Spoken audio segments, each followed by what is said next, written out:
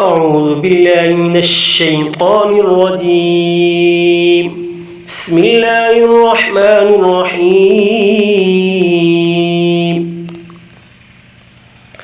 ياسين والقرآن الحكيم إنك لمن المرسلين على صراط مستقيم تنزيل العزيز الرحيم لتنذر قوما ما أنذر آباؤهم فهم غافلون لقد حق القول على أكثرهم فهم لا يؤمنون إنا جعلنا في أعناقهم أغلالا فهي إلى الأذقان فهم مقمحون وجعلنا من بين أيديهم سدا ومن خلفهم سدا فأغشيناهم فهم لا يبصرون وسواء عليهم أأنذرتهم أم لم تنذرهم لا يؤمنون إنما تنذر من اتبع الذكر وخشي الرحمن بالغيب فبشره بمغفرة وأجر كريم إنا نحن نحيي الموتى ونكتب ما قدموا وآثارهم وكل شيء أحصيناه في إمام مبين واضرب لهم مثلا أصحاب القرية إذ جاءها المرسلون إذا أرسلنا إليهم اثنين فكذبوهما فعززنا بثالث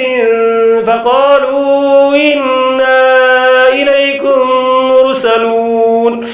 قالوا ما أنتم إلا بشر مثلنا وما أنزل الرحمن من شيء إن أنتم إلا تكذبون قالوا ربنا يعلم إنا إليكم لمرسلون وما علينا إلا البلاغ المبين قالوا إنا تطيرنا بكم لئن لم تنتهوا لنرجمنكم وليمسنكم منا عذاب أليم قالوا طائركم معكم أئن ذكرتم بل أنتم قوم مسرفون وجاء من أقصى المدينة رجل يسعى قال يا قوم اتبعوا المرسلين اتبعوا من لا يسألكم أجرا وهم مهتدون وما لي لا أعبد الذي فطرني وإليه ترجعون أتخذ من دونه آلهة إن يردني الرحمن بضر لا تغن عني شفاعتهم شيئا ولا ينقذون إني إذا لفي ضلال مبين إني آمنت بربكم فاسمعون قيل ادخل الجنة قال يا ليت قومي يعلمون بما غفر لي ربي وجعلني من المكرمين وما أنزلنا على قومه من بعده من جند من السماء وما كنا منزلين إن كانت إلا صيحة واحدة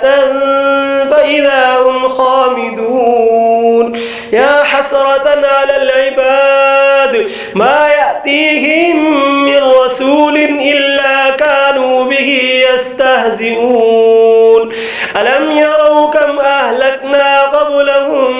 من القرون أنهم إليهم لا يرجعون وإن كل لما جميع لدينا محضرون وآية لهم الأرض الميتة أحييناها وأخرجنا منها حبا فمنه يأكلون وجعلنا فيها جنات من نخيل وأعناب وفجرنا فيها من العيون ليأكلوا من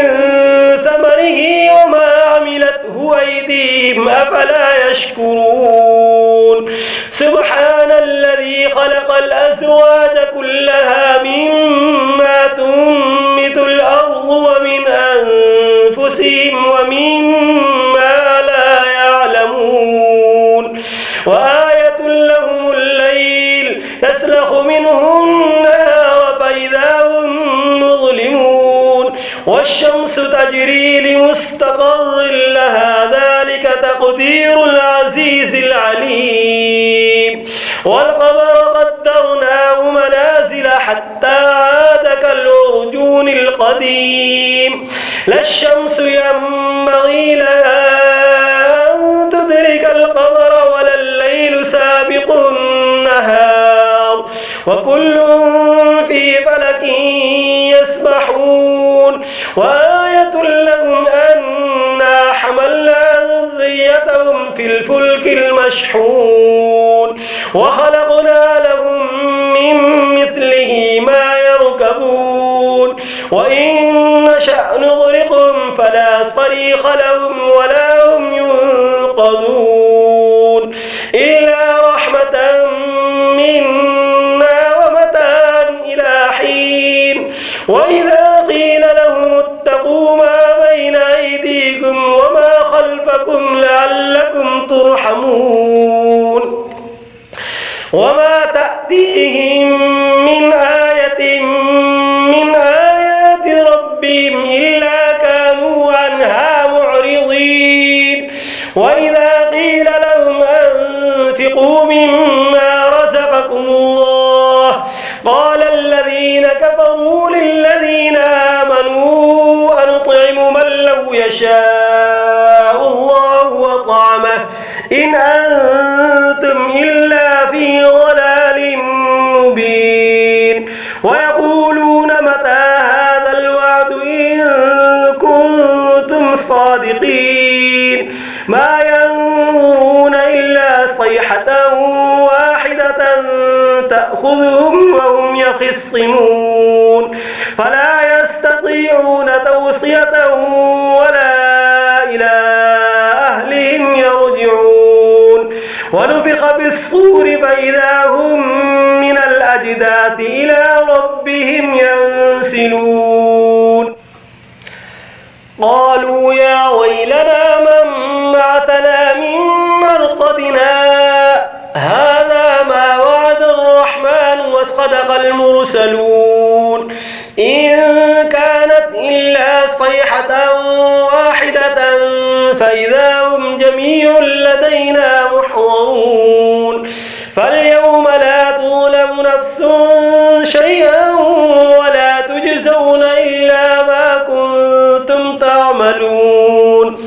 إن أصحاب الجنة اليوم في شغل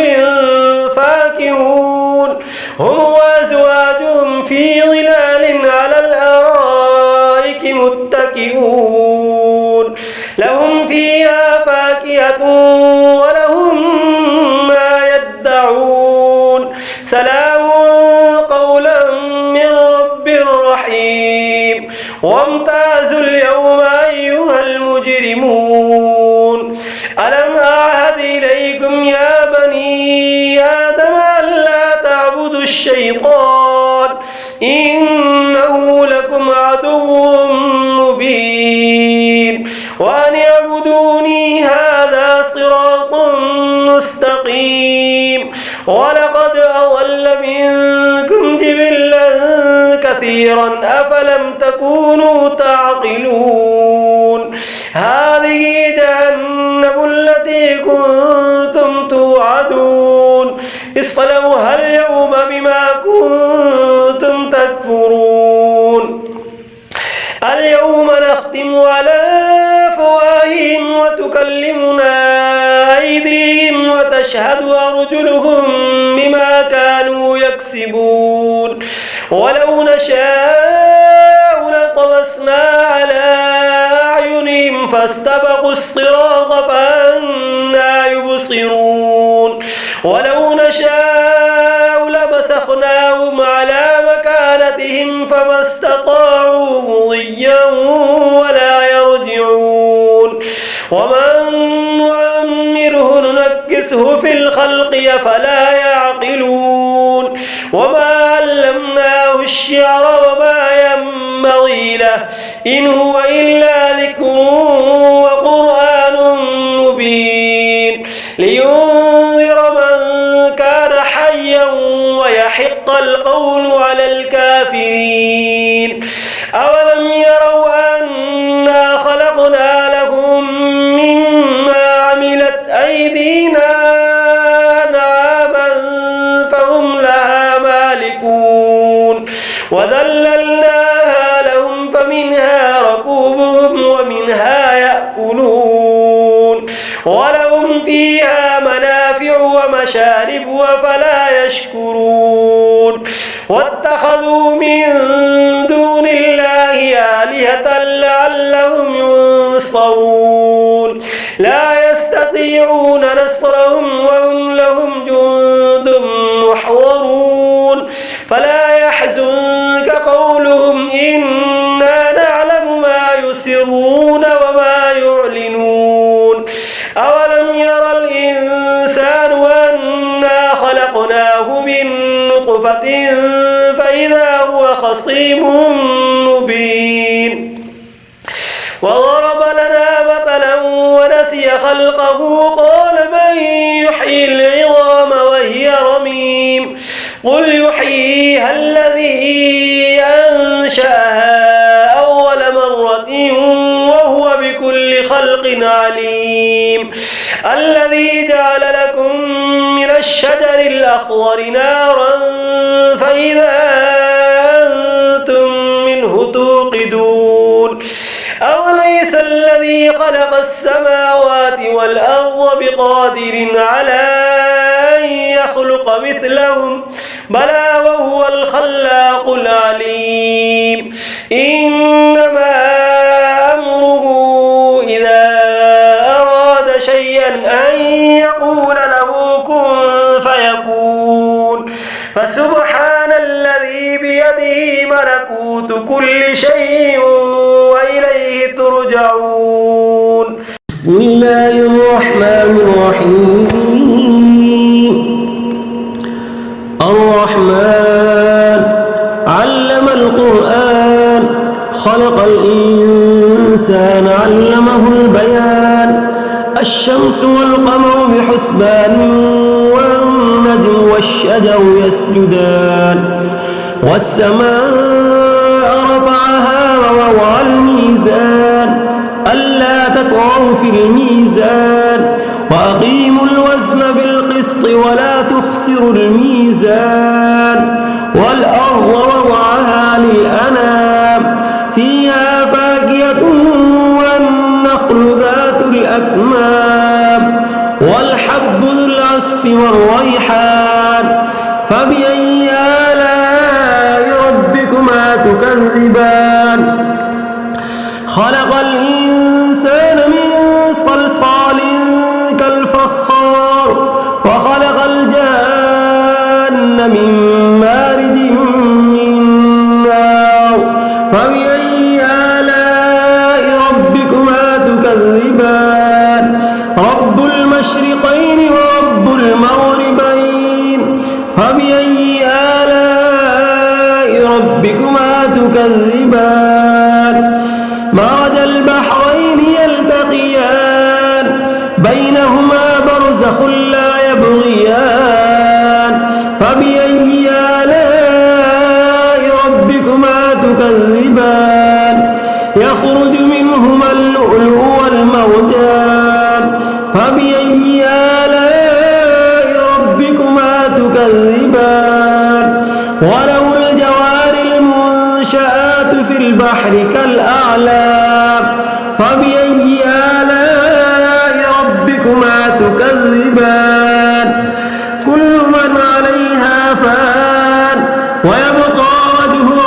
ذو الجلال والإكرام فبأي آلاء ربكما تكذبان يسأله من في السماوات والأرض كل يوم هو في شأن فبأي آلاء ربكما تكذبان سنفرغ لكم أيها الثقلان فبأي آلاء ربكما تكذبان يا معشر الجن والإنس إن استطعتم أن تنفذوا من أقطار السماوات والأرض فانفذوا لا تنفذون إلا بسلطان فبأي آلاء ربكما تكذبان يرسل عليكما شواظ من نار ونحاس فلا تنتصران فبأي آلاء ربكما تكذبان فإذا انشقت السماء فكانت وردة كالدهان فبأي آلاء ربكما تكذبان فيومئذ لا يسأل عن ذنبه إنس ولا جان فبأي آلاء ربكما تكذبان يعرف المجرمون بسيماهم فيؤخذ بالنواصي والأقدام فبأي آلاء ربكما تكذبان هذه جهنم التي يكذب بها المجرمون يطوفون بينها وبين حميم آن فبأي آلاء ربكما تكذبان ولمن خاف مقام ربه جنتان فبأي آلاء ربكما تكذبان ذواتا أفنان فبأي آلاء ربكما تكذبان فيهما عينان تجريان فبأي آلاء ربكما تكذبان فيهما من كل فاكهة زوجان فبأي آلاء ربكما تكذبان متكئين على فرش مطائنها من استبرق وجنى الجنتين دان فبأي آلاء ربكما تكذبان فيهن قاصرات الطرف لم يطمثهن إنس قبلهم ولا جان فبأي آلاء ربكما تكذبان كأنهن الياقوت والمرجان فبأي آلاء ربكما تكذبان هل جزاء الإحسان إلا الإحسان فبأي آلاء ربكما تكذبان ومن دونهما جنتان فبأي آلاء ربكما تكذبان مدهامتان فبأي آلاء ربكما تكذبان فيهما عينان نضاختان فبأي آلاء ربكما تكذبان فيهما فاكهة ونخل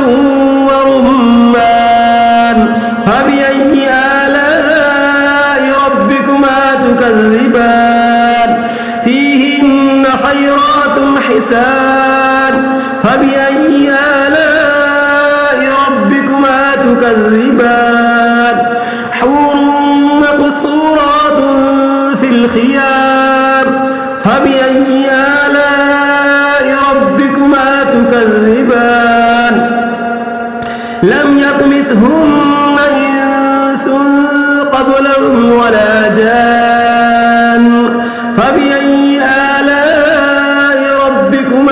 تكذبان متكئين على رفرف خضر وعبقري حسان فبأي آلاء ربكما تكذبان تبارك اسم ربك ذي الجلال والإكرام بسم الله الرحمن الرحيم تبارك الذي بيده الملك وهو على كل شيء قدير الذي خلق الموت والحياة ليبلوكم أيكم أحسن عملا وهو العزيز الغفور الذي خلق 7 سماوات طباقا ما ترى في خلق الرحمن من تفاوت فارجع البصر هل ترى من فطور ثم ارجع البصر كرتين ينقلب إليك البصر خاسئا وهو حسير ولقد زينا السماء الدنيا بمصابيح وجعلناها رجوما للشياطين وأعتدنا لهم عذاب السعير وللذين كفروا بربهم عذاب جهنم وبئس المصير إذا ألقوا فيها سمعوا لها شهيقا وهي تفور تكاد تميز من الغيظ كلما ألقي فيها فوج سألهم خزنتها ألم يأتكم نذير قالوا بلى قد جاءنا نذير فكذبنا وقلنا ما نزل الله من شيء إن أنتم إلا في ضلال كبير وقالوا لو كنا نسمع أو نعقل ما كنا في أصحاب السعير فاعترفوا بذنبهم فسحقا لأصحاب السعير إن الذين يخشون ربهم بالغيب لهم مغفرة وأجر كبير وأسروا قولكم أو اجهروا به إنه عليم بذات الصدور ألا يعلم من خلق وهو اللطيف الخبير هو الذي جعل لكم الأرض ذلولا فامشوا في مناكبها وكلوا من رزقه وإليه النشور أمنتم من في السماء أن يخسف بكم الأرض فإذا هي تمور أم أمنتم من في السماء أن يرسل عليكم حاصبا فستعلمون كيف نذير ولقد كذب الذين من قبلهم فكيف كان نكير أولم يروا إلى الطير فوقهم صافات ويقبض ما يمسكهن إلا الرحمن إنه بكل شيء بصير أمن هذا الذي هو جند لكم ينصركم من دون الرحمن إن الكافرون إلا في غرور أمن هذا الذي يرزقكم إن أمسك رزقه بل لجوا في عتو ونفور أفمن يمشي مكبا على وجهه أهدى أمن يمشي سويا على صراط مستقيم قل هو الذي أنشأكم وجعل لكم السمع والأبصار والأفئدة قليلا ما تشكرون قل هو الذي ذراكم في الأرض وإليه تحشرون ويقولون متى هذا الوعد إن كنتم صادقين قل إنما العلم عند الله وإن